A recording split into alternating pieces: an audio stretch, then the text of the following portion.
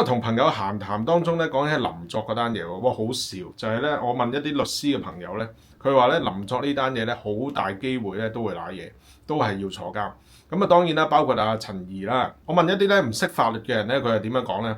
佢話咧，如果佢揾青紅打，佢就肯定冇事。但我想話青紅而家你知唔知幾多歲？78歲。當然啦，佢個朵係好大啦。嗰啲咁嘅 judge 咧，其實咧一見到青紅咧，都要幾分薄面都要俾佢嘅。咧我好得意，我見到阿林作個 page，而家咧出咗事之後咧，因為啲客欣賞佢咧呢個咧臨危不亂啊，所以咧就更加多客。咁我有個奇怪就係話究竟呢一種係乜嘢嘅社會現象呢？一個咁負面嘅人，點解仲有人揾佢呢？原來咧呢一種咧就叫 parasocial relationship。咩叫 parasocial relationship 呢？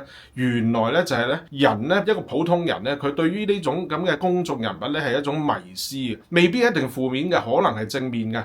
咁所以咧呢一種咧我原來可以接觸到呢啲所謂嘅公眾人物咧，原來係一種榮耀嚟嘅。所以咧話你俾幾千蚊佢，然之後可以見個面，喂何樂而不為啫，係嘛？咁大家又點睇呢？有冇人知道佢究竟收緊幾多錢一個鐘呢？如果係你又會唔會揾佢呢？當我哋遇到咧個人嘅問題啊，或者事業上嘅問題啊，我哋會唔會真係好想揾一個公眾人物去解構我哋呢啲問題呢？其實我覺得呢啲問題本身咧都係喺自己嗰度，自己嘅心態嘅調節先係最緊要。而家林作使唔使坐？你覺得佢揾青紅打或者佢嘅徒弟打，你覺得有冇用呢？你問我呢，我就會覺得一半一半啦嚇。咁你揾一個勁嘅律師打，咁當然有幫助啦。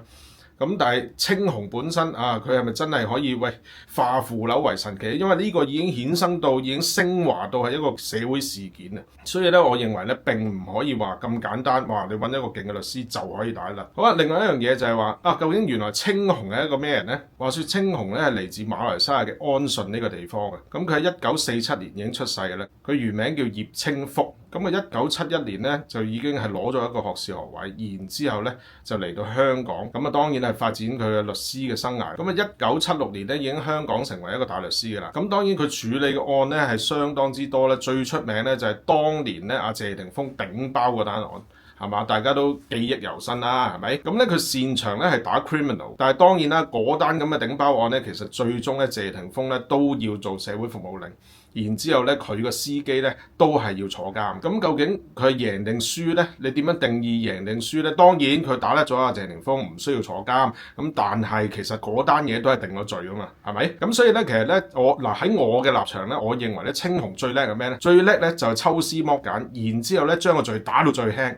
呢一個就係青紅勁嘅地方啦。咁所以咧林作呢單嘢咧，亦都咧我相信咧係可以咧令到咧林作呢個罪減到最低。即係當然唔係咁多人關心佢坐幾多碌嘅。